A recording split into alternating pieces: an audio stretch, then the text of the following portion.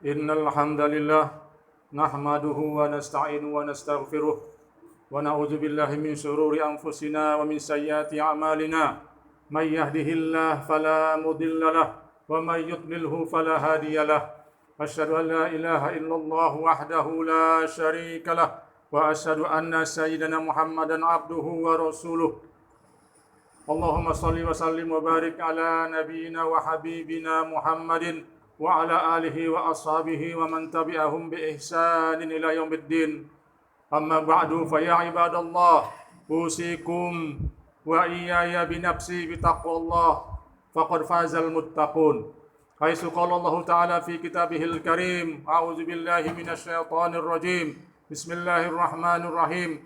Ya ayyuhalladzina amanu taqullaha haqqa tuqatih wa la tamutunna illa wa antum muslimun. Wa qala aidan, a'udzu billahi minasy syaithanir rajim.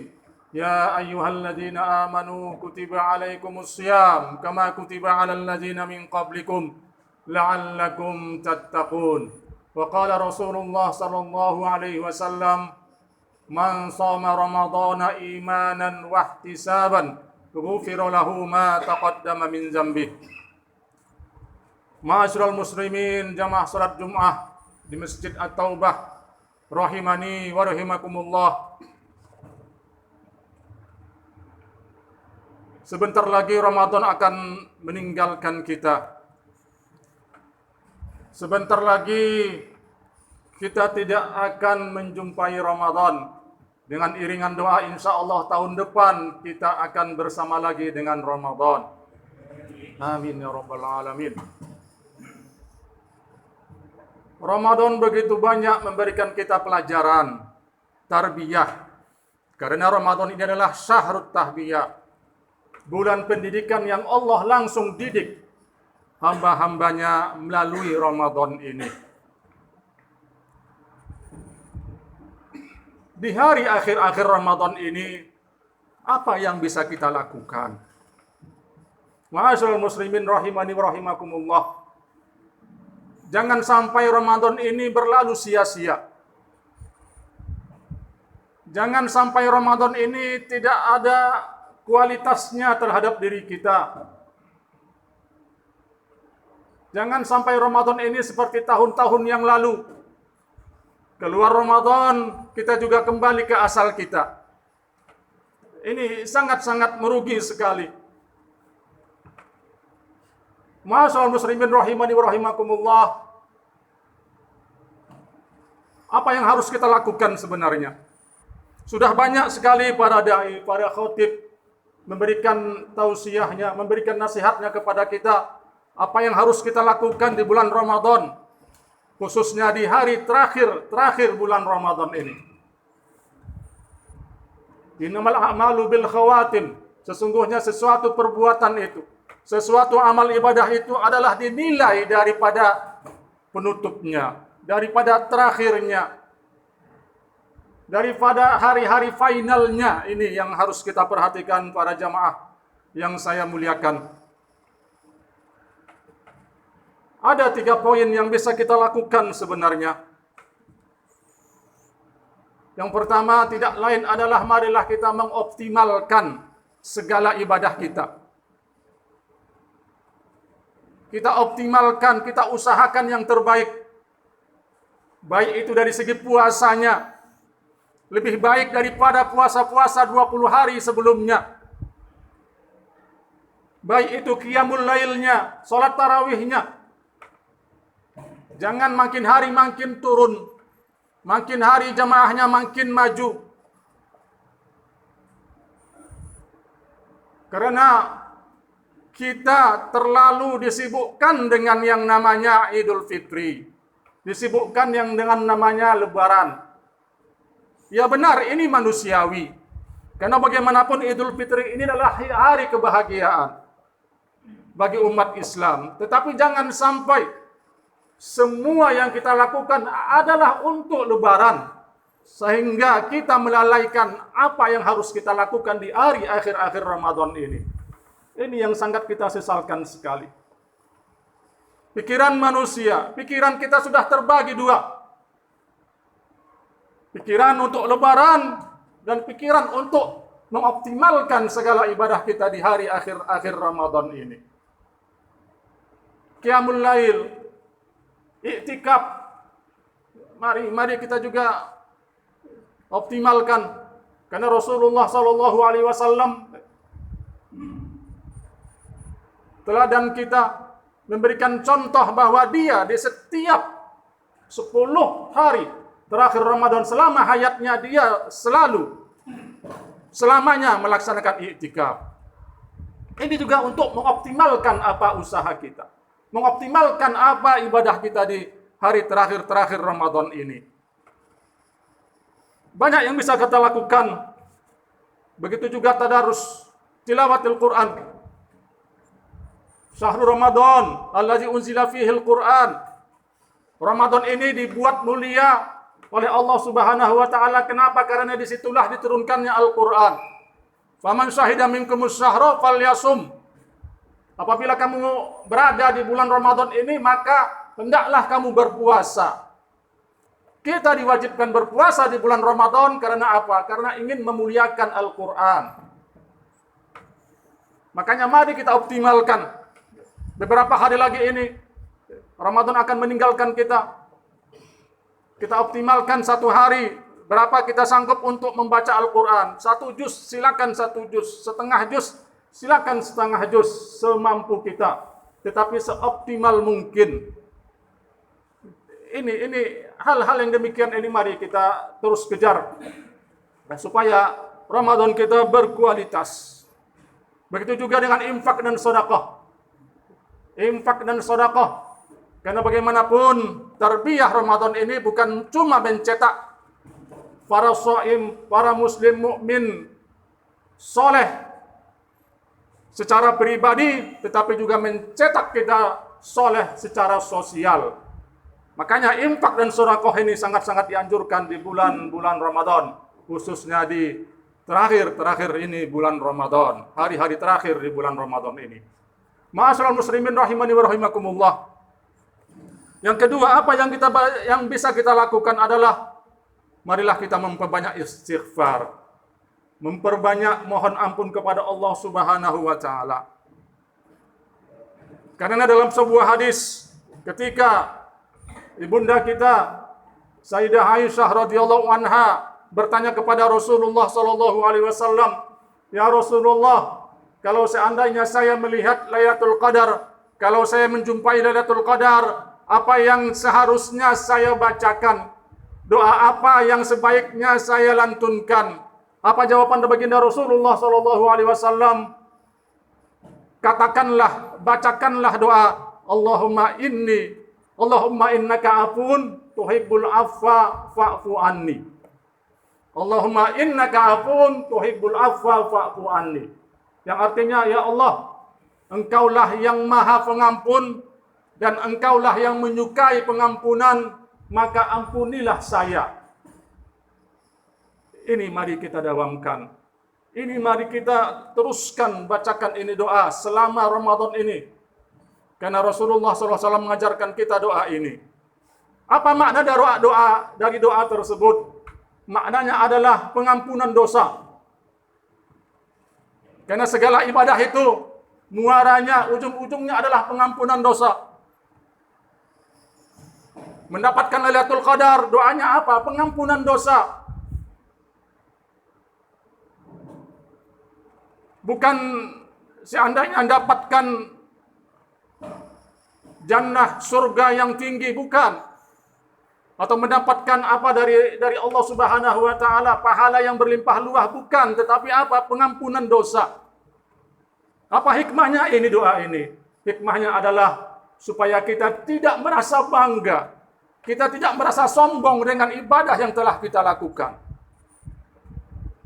Ini hikmah dari doa yang diajarkan oleh baginda Rasulullah sallallahu alaihi wasallam. Karena kita tahu orang yang mendapatkan Lailatul Qadar akan dilimpahkan pahala khairun min alfi syahrin dalam surah Al-Qadar itu. Ya. lebih baik daripada 1000 bulan.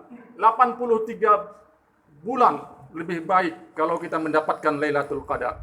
Ini adalah pahala yang sangat berlimpah dari Allah Subhanahu wa taala. Tapi ujung-ujungnya apa yang Rasulullah mengajarkan kepada kita? Ujung-ujungnya adalah pengampunan dosa.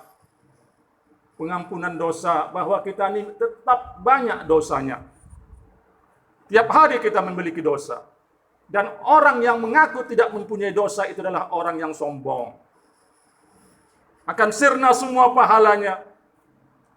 1000 bulan itu akan sirna semua pahala yang dia dapatkan di malam Lailatul Qadar kalau dia merasa bahwa dia sudah memiliki pahala yang sangat banyak di sisi Allah dan dia tidak mau minta ampun kepada Allah Subhanahu wa taala.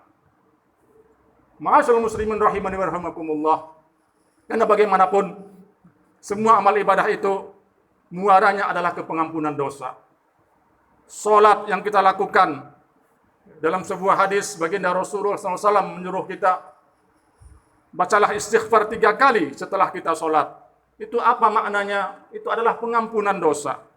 Puasa juga demikian. Man shoma ramadhana imanan wa ihtisaban. Apa ujung-ujungnya? Ghufira lahu ma taqaddama min dzambih. Barang siapa yang berpuasa Ramadan dengan iman dan memohon ridha Allah Subhanahu wa taala, apa ujung-ujungnya? Akan diampuni dosanya yang telah lalu. Begitu juga salat yang 5 waktu. As-salatul khamsu wal jum'ah ilal jum'ah wa Ramadan ila Ramadan mukaffirat bainahunna ijtanaba al-kaba'ir, dalam sebuah hadis baginda Rasulullah SAW. Di antara salat 5 waktu, zuhur ke asar, di situ ada pengampunan dosa. Kalau kita benar-benar mengerjakan salat dengan sebaik-baiknya, dengan ikhlas dan tanpa riya, dan sesuai dari petunjuk dari Rasulullah SAW. Begitu juga di antara Jumat ke Jumat yang lain. Hari ini Jumat, besok Jumat yang lain, ada juga namanya pengampunan dosa, mukaffirat. Itu kalau Jumatnya dilakukan dengan benar-benar, bukan Jumat yang terpaksa. Khatib berdiri di mimbar, baru dia bergerak dari rumah. Banyak yang kita sayangkan. Azan belum dia mau bergerak dari rumah, tetapi khatib naik ke mimbar baru dia bergerak di rumah. Dan sampai ke masjid tidak lain adalah kerjanya apa? Tidur. Nah, ini bagaimana Jumat kita untuk menjadi mukaffirat, untuk menjadi pengampunan dosa di antara Jumat yang lainnya. Begitu juga Ramadan, Ramadan ila Ramadan, mukaffirat bainahunna.